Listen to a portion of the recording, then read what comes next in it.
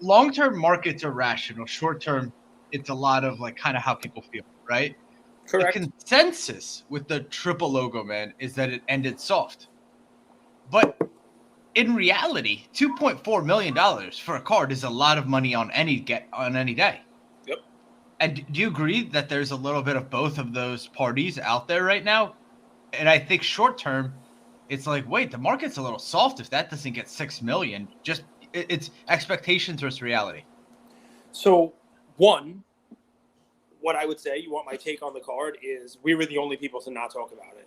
So until the last 2 minutes, minute and a half, I was happy about the fact that we were the only ones to not talk about it. But I'm actually happy we're bringing it up because you're bringing it's a bellwether card. You're bringing it up in a smart way. Exactly. Not just, hey, what's going on with this card? Should it have sold for $6 million?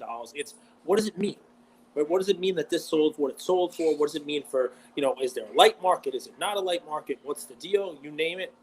I love that. That's the take. And here's where I go with it. You ready? We've talked about this. The more story you have to tell about a card, the less I like it.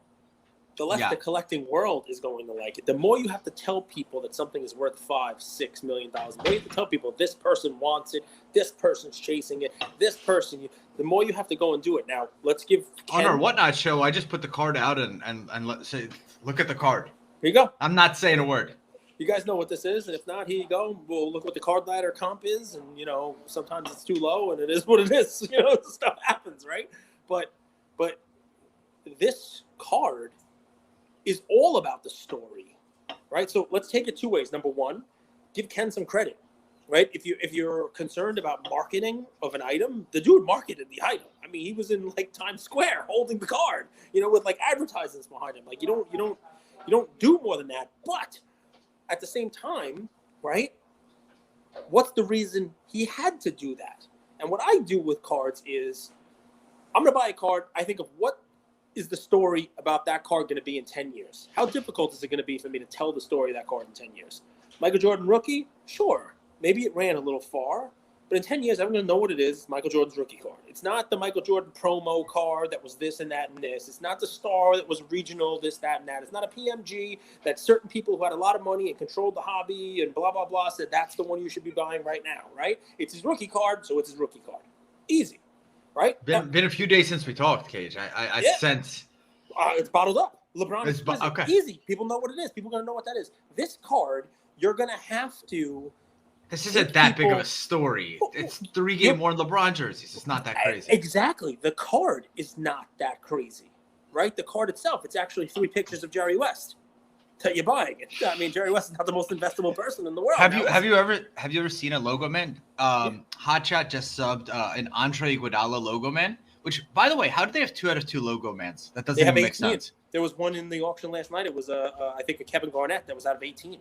That doesn't make sense. But if you've seen a Logoman, it's a beautiful card. Cool. It's a beautiful card. And game used from 3 different teams. Like I don't know. Like I'm not a big LeBron guy, but I'm like, this card's pretty cool. It's like, pretty cool, right? And you got to give Panini a little love too, because like to create a card like that, they did get, I think, more hate than love for the creation of the card.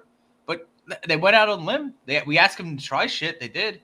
Right, but the card is cool. That's not what made the card something that people thought was going to be worth more. Well, it is a $5 million card, a $4 million card, was because of all of the story around it right now. And you started by talking about the short term in the hobby versus the long term in the hobby, right? Everything on collectible, the story is the same as it was 10 years ago, 5 years ago, 5 years from now, and 10 years from now. Because these are items that are, you name what they are easy. This one, you're going to have to say, hey, it's 20. Remember, hey, what's 10 years from now look like? It looks like 2030.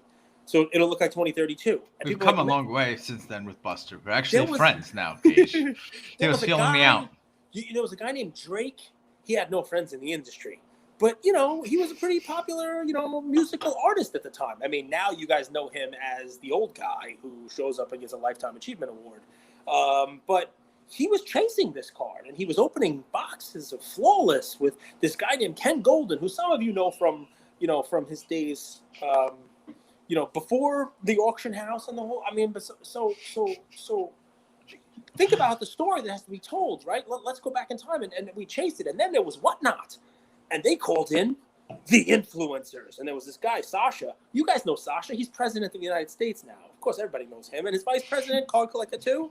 Yeah, I mean, those guys, they were the influencers. They were vying for a Lamborghini. You guys know what those are, right? Remember people who bought NFTs? Every one of them has a Lamborghini now. Right? So, I mean, who have you been speaking to the last 48, 72 hours? Man. Nobody. That's why it's all bottled up. So here's the thing.